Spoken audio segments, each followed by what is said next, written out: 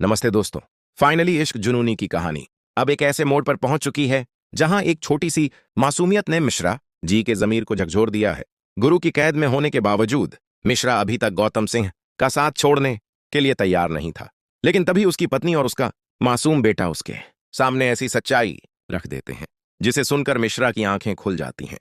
Mishra police के सामने गौतम की पूरी साजिश का राज खोल देता है और इसके बाद गुरु चौधरी जो कदम उठाता है उसे देखकर गौतम, पुष्पी और मामा तीनों के होश उड़ने वाले हैं।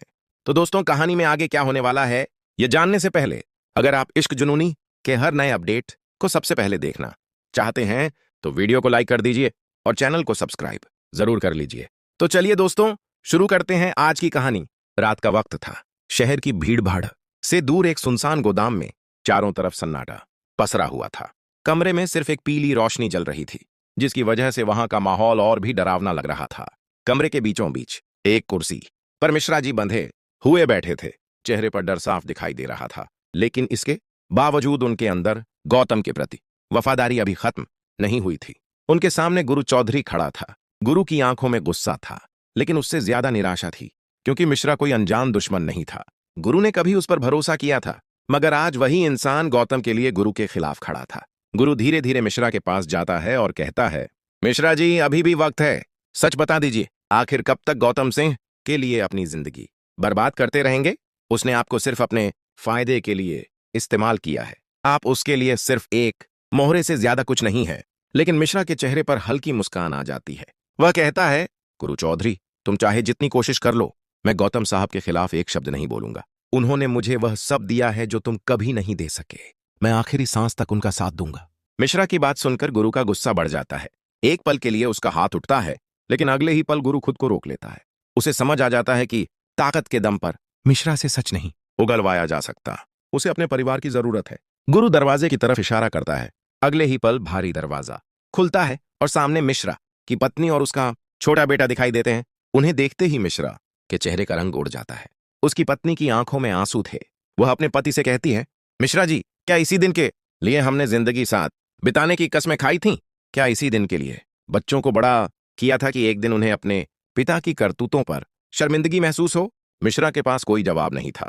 तभी उसका छोटा बेटा उसके पास आता है और उसका हाथ पकड़कर रोते हुए कहता है, पापा, आपने हमेशा हमें सिखाया कि जिंदगी में सच का साथ देना चाहिए, फिर आज आप खुद झूठ का साथ क्यों दे रहे हैं? बच्चे की यह बात सीधे मिश्रा के दिल में उतर जाती है। वह आगे कहता है, आपने कहा था कि गलत काम करने वाला इंसान सबसे बड़ा दुश्मन होता है, लेकिन पापा, आज आप खुद गलत काम कर रहे हैं। मिश्रा की आंखों से आंसू निकलने लगते हैं। उसके सामने पुराने सारे दृश्य घूमने लगते हैं। गौतम का उसे पैसों का लालच देना, अपनी मौत का नाटक करने के लिए मजबूर करना और गुरु को झूठे केस में फंसाने की पूरी साजिश, सब कुछ उसे याद आने लगता है। उसका बेटा फिर सवाल करता है, पापा, जब हमें लगा था कि आप मर गए हैं, तब क्या आपको एक बार भी हमारी याद नहीं आई? बस यही सवाल मिश्रा के अंदर सब कुछ तोड़ देता है। उसे एहसास हो जाता है कि जिस पैसे के लिए उसने यह सब किया, उसके कारण वह अपने ही परिवार से दूर हो गया था।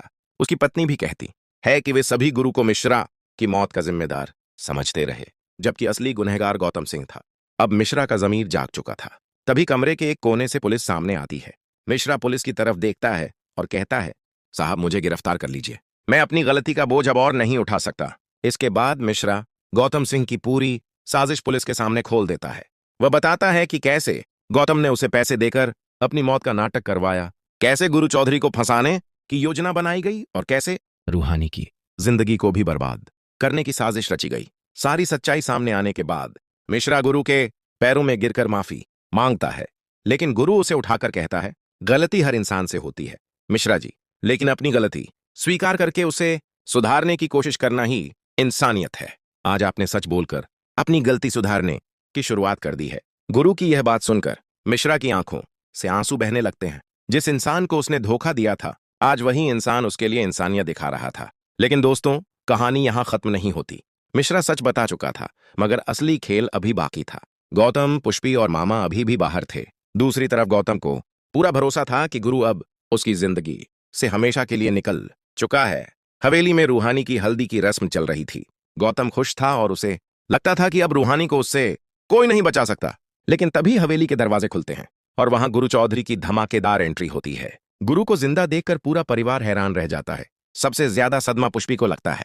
जिस गुरु को रास्ते से हटाने की साजिश रची गई थी वही आज उसके सामने जिंदा खड़ा था।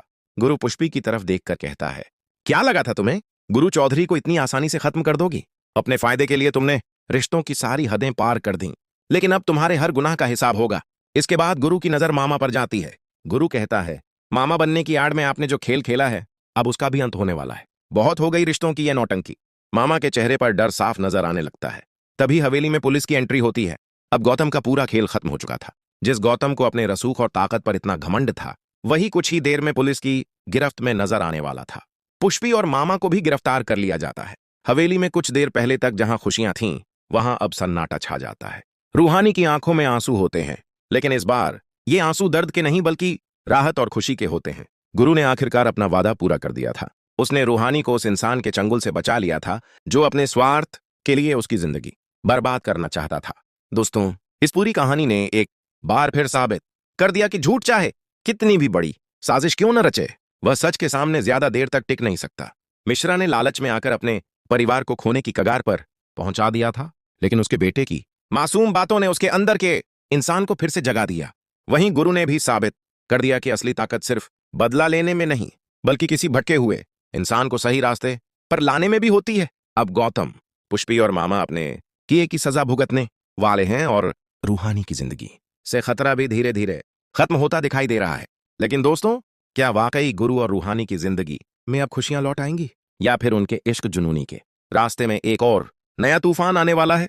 क्योंकि दुश्मनों की साजिश भले ही खत्म होती दिखाई दे रही हो, लेकिन गुरु और रूहानी की प्रेम कहानी अभी पूरी तरह खत्म नहीं हुई है। अब आपकी बारी है।